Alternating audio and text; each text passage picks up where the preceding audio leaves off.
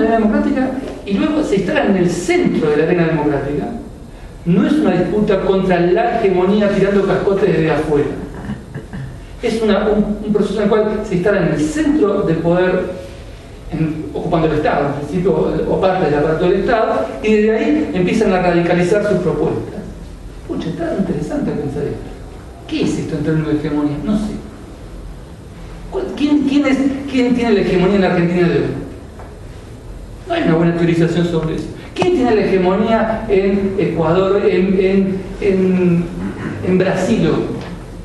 La derecha tiene claro que no es su gobierno.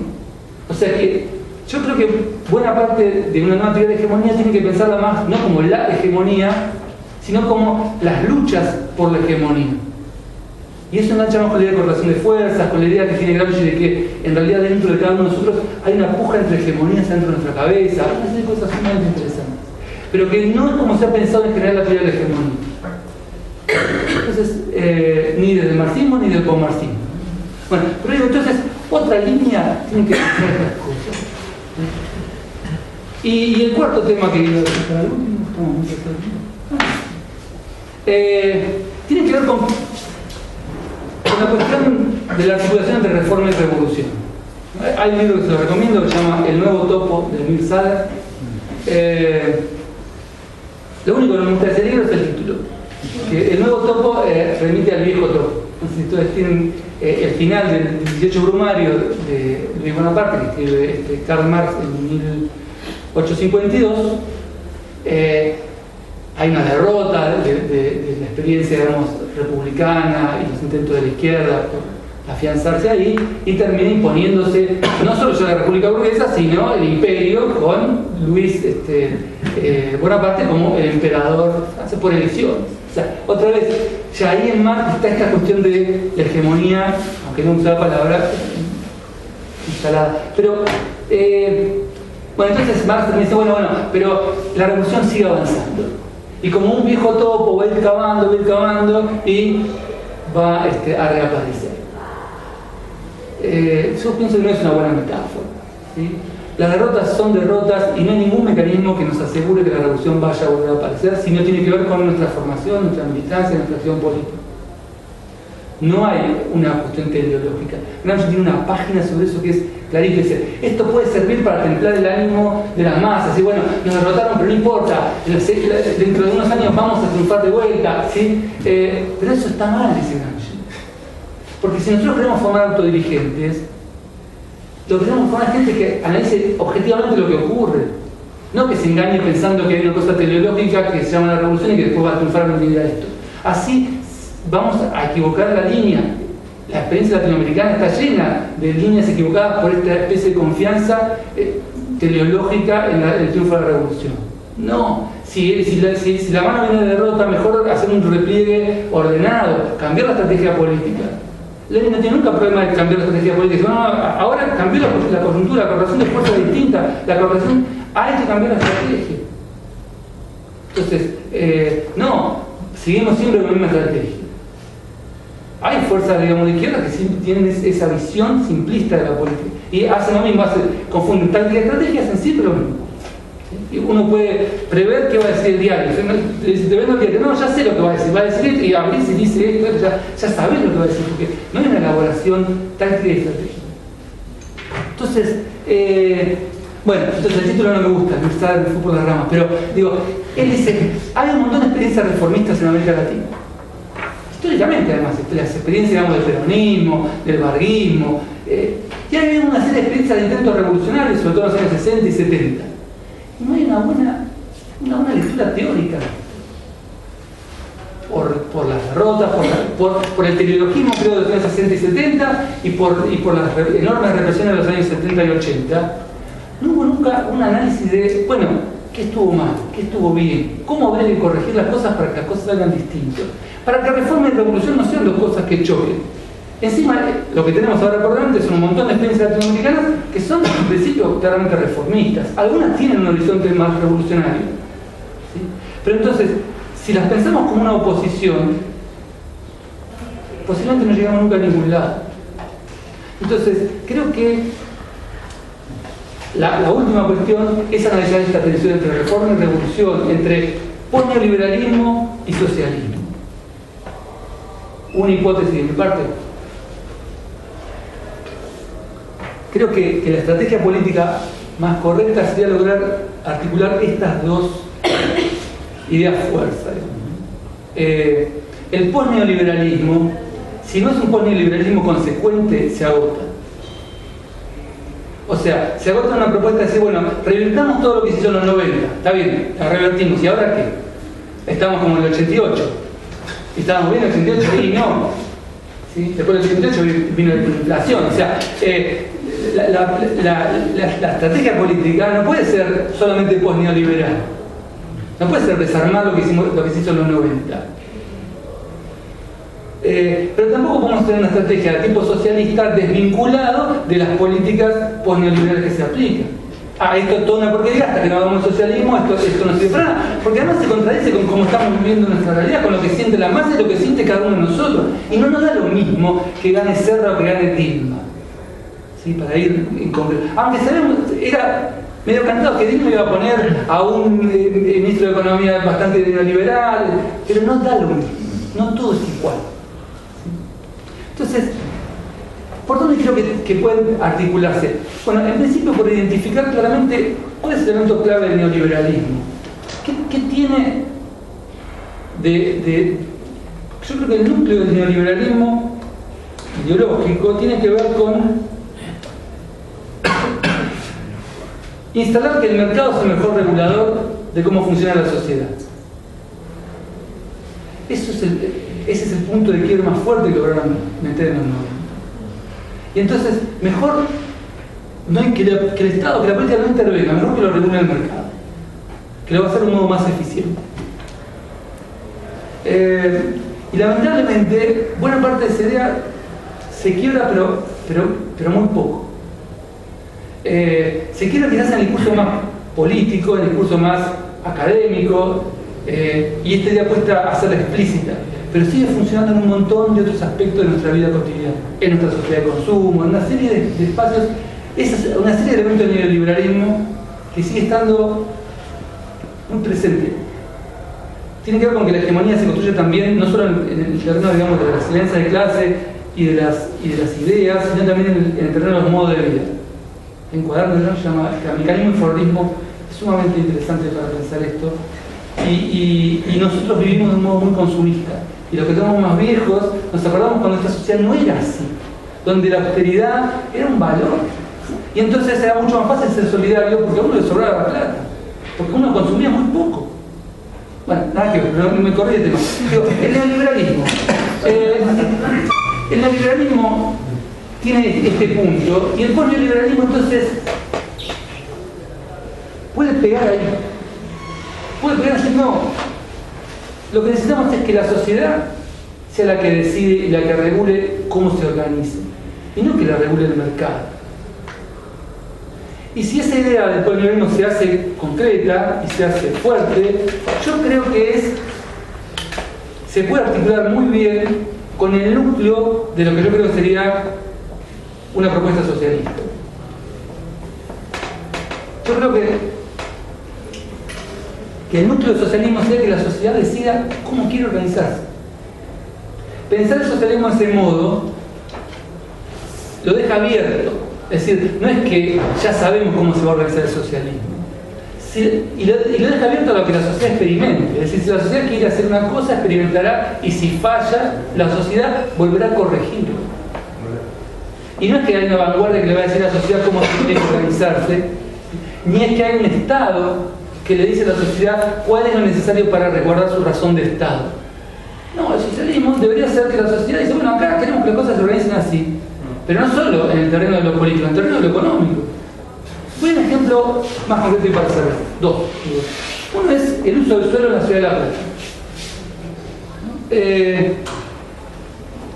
Lo traigo el ejemplo de una charla que se hizo en agronomía el otro día, que justo vinieron horticultores y sectores populares que habían ocupado el terreno en Abasto, como todos están de tanto, y contaban la represión y demás.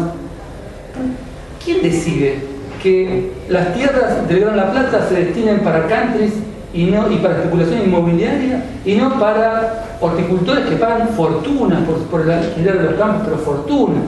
Tranquilamente el Estado podría organizar la colonización y en 3, 4, 5 años esos horticultores habrían pagado lo que el Estado gastó en comprar ese terreno. Tal es el enorme canon de arriendo que paga. ¿Y por qué no hay barrios populares? O sea, no hay lugar donde sea un barrio popular. Y ni siquiera tiene lugar la clase media platense que consiguió un plan con Procrear sin terreno, no tiene dónde hacer su terreno. Y a cualquier vecino que tiene un poco más de plata y tiene una casa en el casco de La Plata, le construye una torre que le saca todo el sol, que le pierde intimidad en la casa. ¿Quién decide esas cosas? Tenemos que decirlo a nosotros, o sea, nosotros tenemos que decidir cómo se usa el espacio. Pero eso es espacio privado. No es privado. La tierra es privada, bueno, porque hubo un proceso de apropiación capitalista de la tierra. La tierra la hizo naturaleza. Dios, yo digo, pero no es privado. No hay nada que diga, además es un problema privado que me afecta privadamente a mí un montón. Entonces digo, hay cosas que el mercado, ¿sí?, no tiene que regular. Los tipos que tienen guita, tienen una casa en Pinamar, no conozco Pinamar, pero me dicen que los negocios en Pinamar tienen que tener una calle. Vos no puedes hacer un parripollo adelante de la mansión de los tipos con que le das un terrenito de tu abuelo que quedaba enfrente de la mansión. No, parripollo va en otro lugar. Bueno, acá te pones una torre que acá te pueden agarrar un pedazo y se acaba un country y no hay más horticultores. O sea, ¿quién decide esto? Otro ejemplo. Pero son ejemplos concretos que permiten alinear montones de clases sociales en términos de un proyecto que signifique acabar con la revolución del mercado. En el norte de Córdoba hay un municipio que se llama Río Seco. En Río Seco había un montón de campesinos. Como su nombre lo indica, no era un lugar muy fácil. Estos campesinos producían poco, bueno, vivían ahí. Resulta que ahora se hace soja, y se hace soja con una nueva técnica que se llama siembra directa. La siembra directa le pasa como un cuchillito a la tierra y no araja, no la da vuelta. Y encima, como después le pasa, hay una soja transgénica, le tiran agroquímicos, etc., las malezas se acaban, y entonces se puede hacer soja en lugares no tan fértiles. Los ex chacareros, ahora empresarios rurales del sur de Córdoba, dijeron, vamos a invertir en Río Seco. Y empezaron a sacar a los campesinos de sus campos con prácticas más o menos violentas, más o menos legales, comprándoselas. Supongamos que haya sido todo comprándosela, cosa que no sé exactamente cómo fue. En ese caso, en un montón de lados lo sacan a tiros, etc., contratan a mafias. Pero el resultado final es que ahora hay 1.500 campesinos viviendo en la ciudad de Río Seco, que no tienen ninguna capacidad de desarrollo económico, un intendente que se lleva a cabo con toda esta gente. Y estos tipos, estos chacareros, ya no viven más en el sur de Córdoba. Pero hay que no se mudaron a Río Seco, se mudaron a Río Segundo, porque Río Seco es feo y pobre. ¿Y a quiénes llevan a trabajar ahí? Gente que vive en Río Segundo, que son los trabajadores que saben utilizar la maquinaria, etc. Y encima ahora tiene un discurso de decir, que no vengan los de afuera a ocuparnos acá. Es decir, tiene un discurso que no vengan los pools de siembra, los más grandes que no entren acá, porque ahí es donde nosotros, que no somos de ahí, estamos al lado, vinimos allá, pero ¿quién decidió eso? ¿Cómo puede ser que no podamos, que los campesinos de Río Seco y que el intendente de Río Seco y que la gente que vive ahí no haya previsto eso antes y haya dicho, no, acá no rigen las leyes del mercado, vos no podés entrar? A eso voy a resolver cómo es. Bueno, las comunas del chavismo van un poco en esa dirección, ¿no? Recuperar una lógica democrática de decisión sobre cómo tienen que ser nuestras vidas y cómo tienen que ser nuestros espacios y nuestros territorios. Entonces, creo que por ahí el socialismo y el neoliberalismo pueden empezar a ser más fácil. Bueno, pero no sé si es.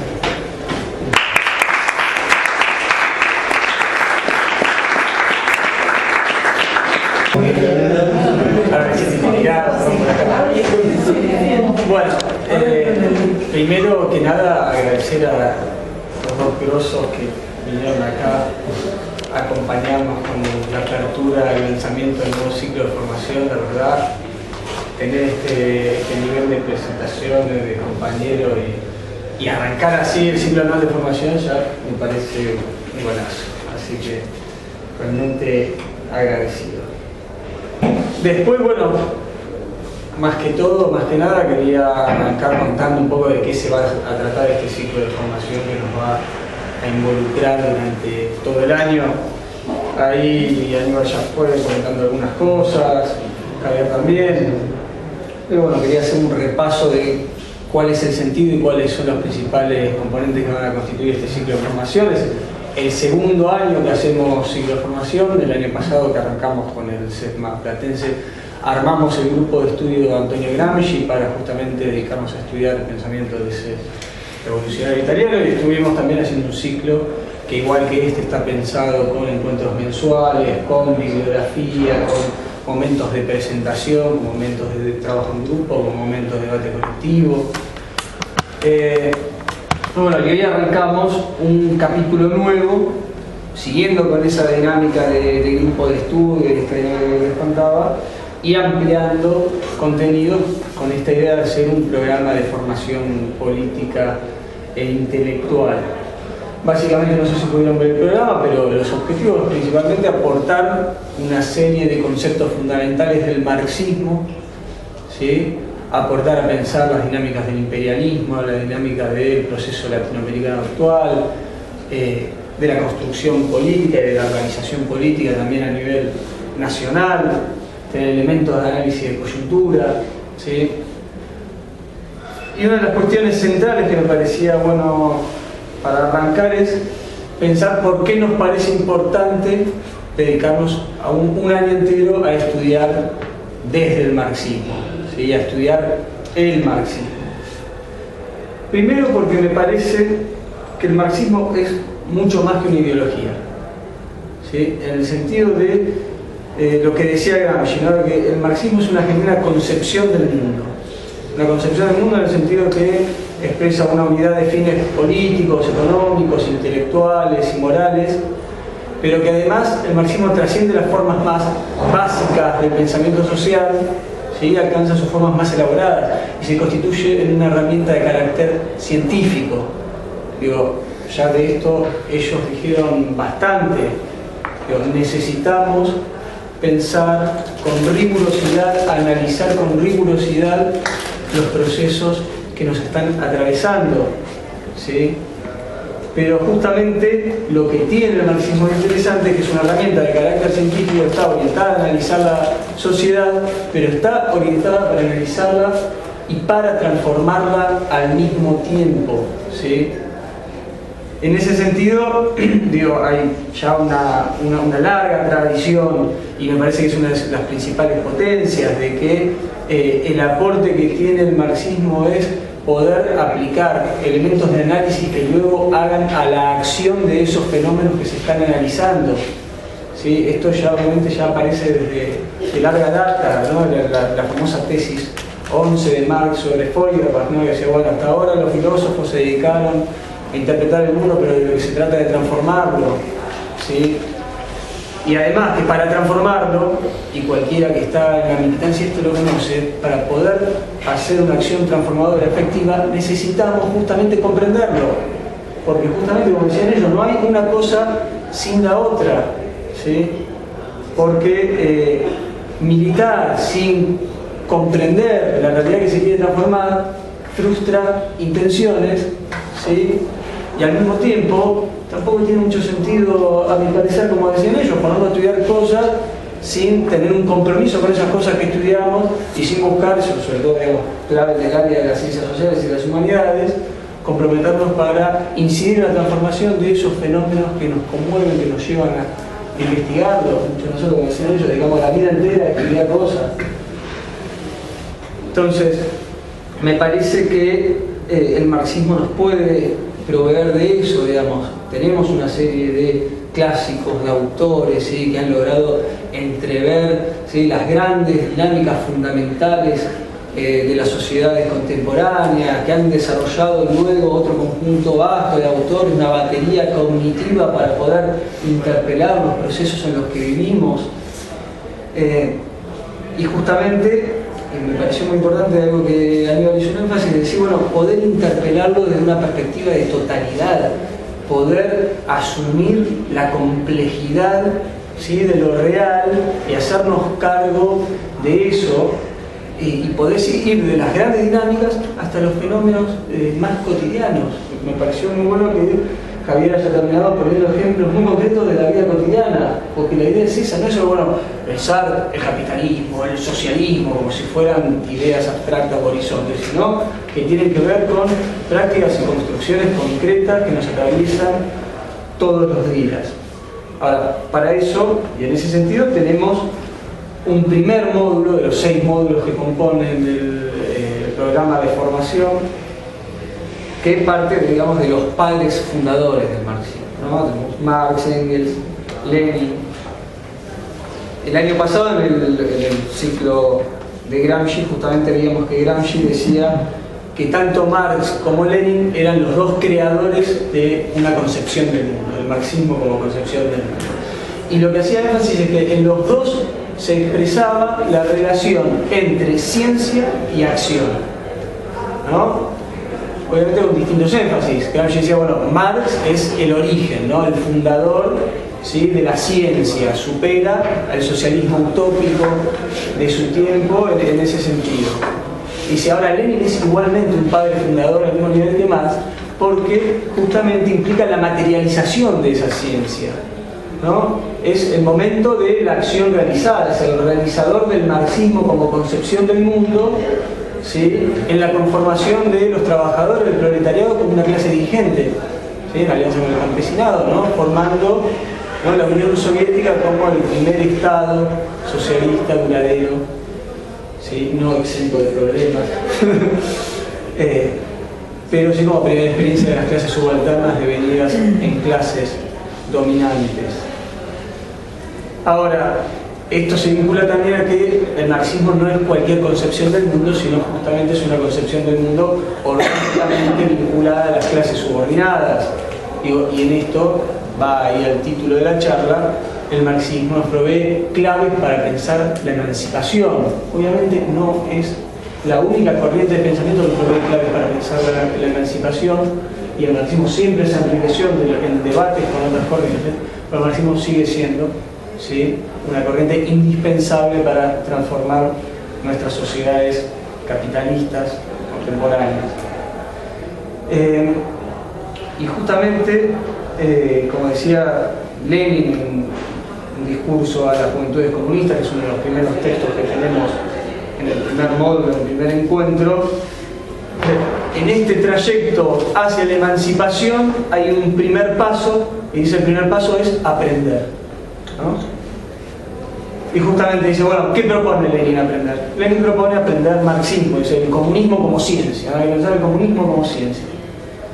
Ahora, una de las cosas interesantes es que en ese discurso Lenin advierte dos peligros. Dice, el primer peligro es el divorcio, ¿sí?, entre el libro y la vida práctica, ¿sí? Y el segundo peligro es el consignismo, ¿sí? ¿Por qué?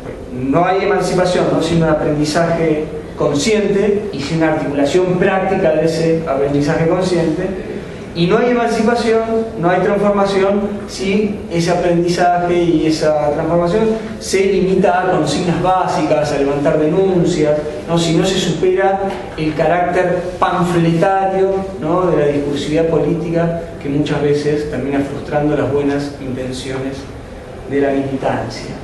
Entonces, ¿qué propone Lenin para esto? Dice, bueno, hay que desarrollar el espíritu crítico, ¿sí?, enriquecerlo con conocimiento, ¿sí?, y aportar a su despliegue a través de dos cuestiones esenciales. Dice, disciplina consciente y acción organizada, ¿no? Una de las máximas del leninismo que me parece siguen siendo absolutamente vigentes. Para seguir aportando en ese sentido, después tenemos un segundo módulo donde vamos a tener otros clásicos como Gramsci y Mao Zedong, justamente donde también vamos a encontrar problematizaciones sobre el conocimiento y el rol de la crítica. Digo, volviendo a Gramsci, que lo estuvimos elaborando todo el año pasado, Gramsci marca una disyuntiva fundamental para cualquier proceso de emancipación. Gramsci dice, se puede participar de una concepción del mundo impuesta por el ambiente externo, por los grupos dominantes, ¿sí?, o se puede elaborar la propia concepción del mundo de manera consciente y de manera crítica. Y marca justamente un punto de partida, ¿sí?, que mencionaron los dos hoy, y que el punto de partida es la crítica del sentido común. ¿Sí? El sentido común es interesante porque Gramsci lo define, ¿no? Dice, es una concepción del mundo absorbida, ¿no? Acríticamente de numerosos espacios donde el individuo forma, ¿sí? Donde el individuo se va formando en los distintos ambientes culturales, ¿no? Dice, y por eso es una forma disgregada, ¿sí? Pero que generalmente es una forma, es incongruente con la posición social de los sectores populares, de las multitudes. Entonces, lo que marca ahí justamente es el papel liberador de la crítica como primer momento, ¿no? En el sentido de que criticar la propia concepción del mundo que se posee, ¿sí? Criticar nuestro sentido común, ¿sí? Es volverlo consciente. Y esto implica, ¿sí? Desnaturalizar las ideas, los valores que nos están construyendo, que nos están atravesando. Tomar conciencia justamente de cómo la batalla por la emancipación se da en la sociedad, se da en la lucha de clases y se da también al interior de las distintas organizaciones, se da al interior de las distintas personas, incluso de cada uno de nosotros como personas, como militantes, etcétera, y que justamente estas ideas y estos valores que nos atraviesan hay que pensarlos como una construcción, que son parte de una lucha histórica, que en general, por desgracia, ¿no? La historia tienden a escribirla los que ganan, pero que no solo la escriben los que ganan, porque también están las marcas que dejan las luchas, las resistencias y los avances.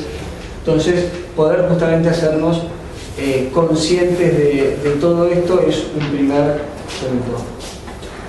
Nos estamos viendo después, los vamos a invitar al próximo encuentro. Vamos a ver. Entonces, decía, ¿no? Ahora, el proceso de crítica y desnaturalización de una sociedad capitalista es posible, no solo es posible, sino avanza, porque justamente el hombre como ser colectivo está fracturado en múltiples dimensiones, en todas esas dimensiones donde anida la opresión, y muy particularmente está fracturado en clases, ¿no? Porque el fruto del proceso colectivo de producción es apropiado, ¿sí? Por minorías que reproducen, ¿sí? Esta asimetría y la explotación de las clases sociales. Digo, estamos en un mundo que hoy se calcula, ¿no? Que una mínima porción, 10-15%, termina acaparando casi un 70 o más por ciento de la riqueza mundial. Digo, esto es el capitalismo hoy, es una mega concentración de las riquezas y los recursos en una muy pequeña minoría. Ahora, lo que nos aporta el marxismo con su mirada dialéctica es justamente darnos herramientas para pensar estas contradicciones.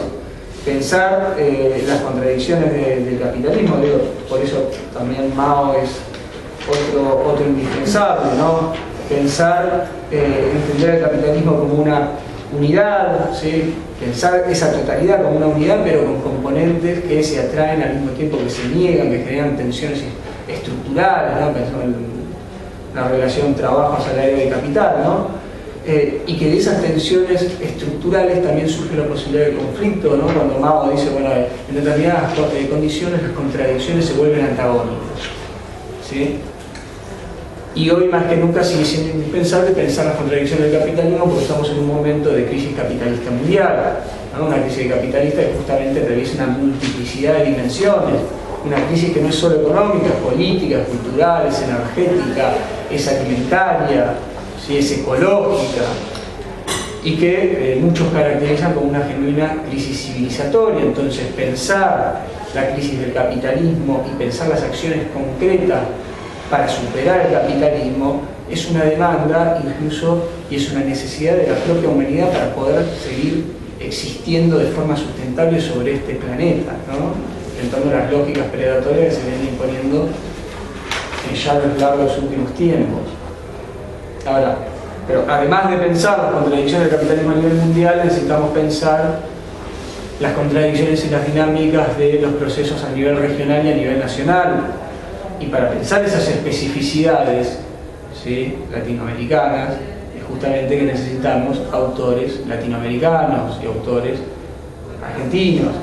En ese sentido, yo siempre realizo la misma cita de Mariátegui, a que vamos a incorporar en la bibliografía, si bien no está en el programa, también a pedido de uno de los compañeros del CESMA, es que pensar los procesos de cambio, pensar la posibilidad misma del socialismo, no puede ser justamente, decía Mariátegui, ¿no?, ni calco ni copia, ¿no? No puede ser una reproducción de las experiencias que se vivieron en otro tiempo y lugar, sino que tiene que ser una creación heroica, ¿no? Tiene que ser novedoso, tiene que estar ligada a las particularidades de cada espacio nacional y regional.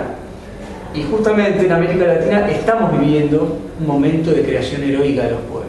Y me parece muy importante lo que decía él, que hay que ver cómo desarrollamos herramientas, porque tenemos muchas teorías pensadas desde la derrota, tenemos que construir nuestras propias herramientas para pensar los procesos que nos están atravesando hoy en concreto, obviamente creando una acumulación de conocimiento con esos clásicos y esos autores que nosotros tanto valoramos, ¿sí?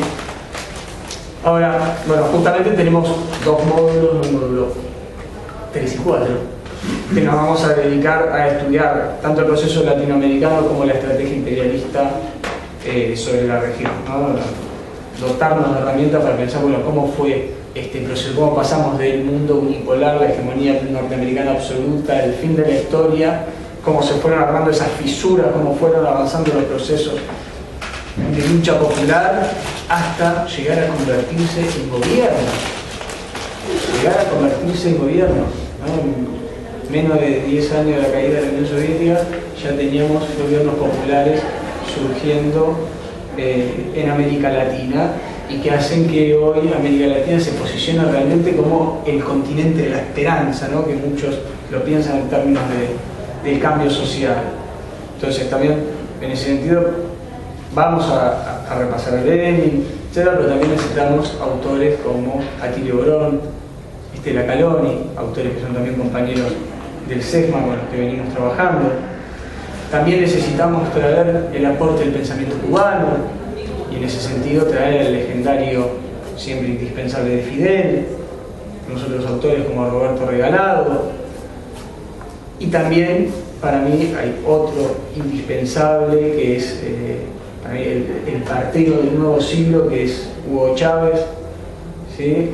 El que llega ya antes incluso del cambio del siglo, en 1999, llega al gobierno, ¿sí? Cambia la Constitución y marca además las nuevas estrategias fundamentales de los caminos de la transformación que luego van a desembocar en un horizonte de construcción del socialismo.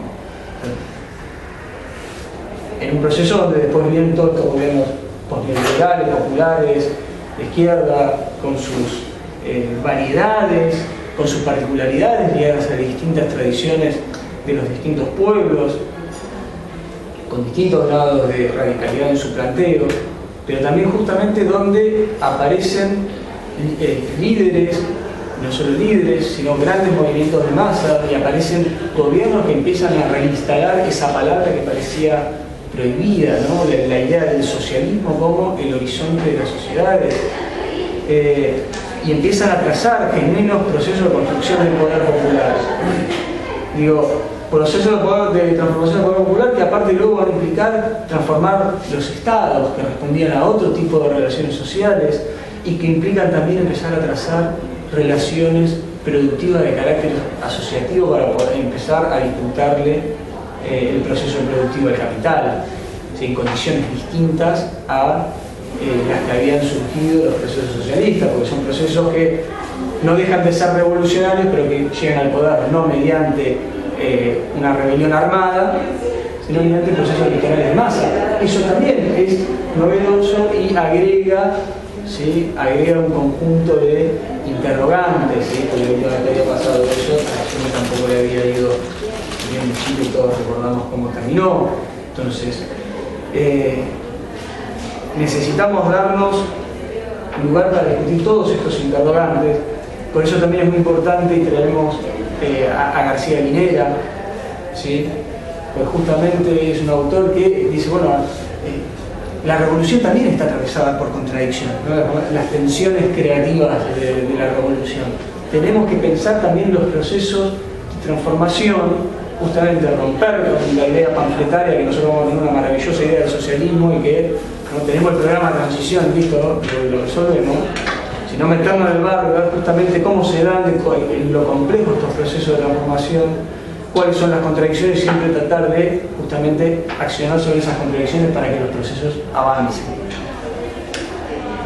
Entonces, y en ese sentido tenemos ahí un núcleo importante para pensar el proceso de integración regional. Pero es una de las cuestiones más importantes que han pasado en el último siglo, porque justamente es imposible, creo, pensar la emancipación de nuestros pueblos latinoamericanos de modo aislado, ¿no? Y lo fundamental es pensar una América Latina como unida, una América Latina con esta identidad plurinacional que es diversa, pero que empieza a articularse, ¿sí? Como en esa variedad se fue construyendo un bloque latinoamericano, ¿no? Decíamos con su diversidad, con distintos procesos que en lo económico tiene una perspectiva más neodesarrollista, con otros procesos que llegan a plantear de lleno la dominación y que se plantea la construcción del socialismo, pero como unos y otros vienen siendo indispensables para ampliar márgenes, ¿sí? Márgenes de libertad respecto al imperialismo y empezar a trazar una estrategia soberana de transformación. Y en eso vamos a tener que ir viendo cómo se interrelacionan todas estas escalas, ¿no? De lo global, lo regional y lo nacional. Y justamente también para lo nacional necesitamos autores locales. Yo ya mencionaba algunos autores del SESMA, tenemos también textos de otros compañeros del SESMA como Alexia Majol, Hernán Randi, que son directores adjuntos que también vienen produciendo. Tenemos también un trabajo de Horacio López, que es del Centro Cultural de la Cooperación. Y eso me parece también ha sido una de las cosas de que los que participamos del SESMA nos ponemos orgullosos, digo, más allá de que hoy se están abriendo sedes en las principales ciudades del país, que nos plantan como un centro de estudio a nivel nacional. También tenemos un montón de compañeros que están produciendo conocimiento justamente en esta clave, ¿no? De abordar distintos temas de una perspectiva transformadora. Y justamente, digo, me parece la conciencia, ¿no? del esfuerzo que demanda la obra, ¿no? Por eso armamos espacios de formación intelectual y política, porque entendemos que es fundamental tener cuadros formados insertos en todos los frentes de masa, ¿sí?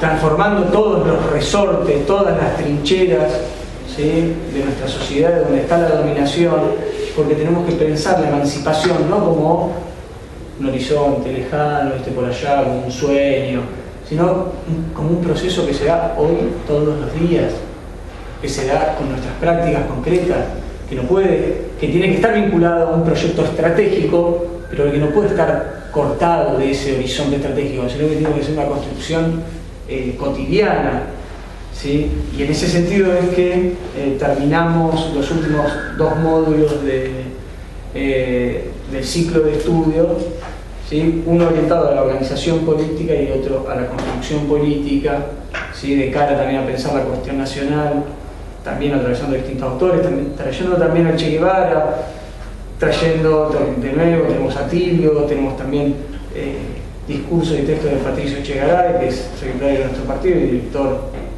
del SESMA, justamente con la característica de los distintos espacios que armamos, que es la convicción de, digamos, no quedarse en la mera erudición, ¿no? de conocer, ¿sí? Que es fundamental, tampoco quedarse en rendirle culto a nuestros clásicos, decir, bueno, no, entonces todo lo que dijeron, es así, y hay que ver cómo encaja en la realidad.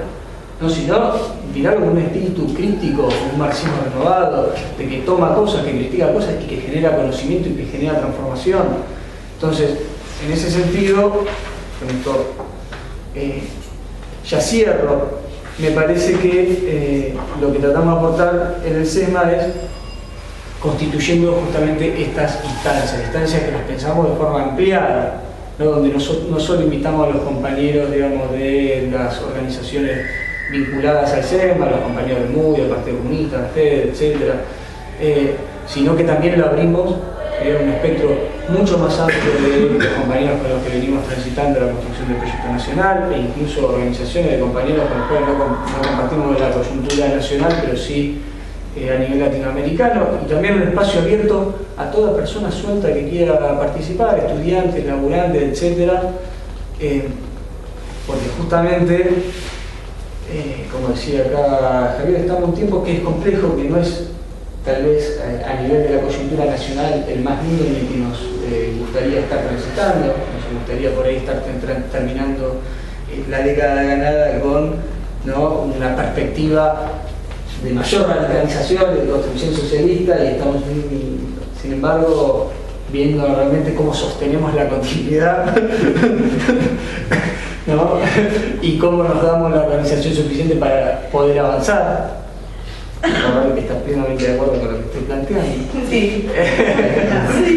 Entonces, no, yo creo que lo que necesitamos es un gran esfuerzo militante y un gran esfuerzo a nivel formativo, justamente porque lo que nos estamos enfrentando, y yo creo que Javier planteaba algo de eso, tiene que ver con resistir los embates de la derecha. Estamos en un proceso que apunta a una restauración conservadora, ¿sí?, no solo a nivel nacional, sino una estrategia imperialista del fin de ciclo a nivel latinoamericano, y que tratan de entrar por cualquier lugar por el que puedan entrar, por lo cual hoy en Argentina se está jugando buena parte del destino de América Latina, y en América Latina se está jugando buena parte del destino de la humanidad, porque hoy América Latina ha mostrado importantísimos avances, ¿sí?, en el tanto político, ideológico. Es realmente hoy un gran laboratorio de construcción y transformación social, y tenemos que abocarnos a defender las conquistas y a seguir avanzando, digamos, con este proyecto estratégico de transformación socialista de nuestras sociedades. Entonces, yo creo que básicamente esta es la idea del ciclo anual que estamos lanzando hoy. Decían ahí que ahora dejen sus correos electrónicos, ¿sí? Los invitamos. Probablemente tengamos un próximo encuentro en junio, estamos viendo por ahí el 13 de junio, ¿sí?, por la tarde. La idea es tener distintos encuentros. Bueno, este es un espacio de lanzamiento. Luego de los encuentros, yo decía, van a tener instancias de presentación de los distintos temas, pero también de debate en grupo y de puesta en común. Así que un poco esta era la idea. Yo les agradezco a ustedes que vinieron, les agradezco acá a todos los grandes que me acompañan y que la verdad han hecho que este lanzamiento sea más que interesante, y nos deja muchas cosas para seguir pensando. Y en fin, gracias también a ustedes por venir.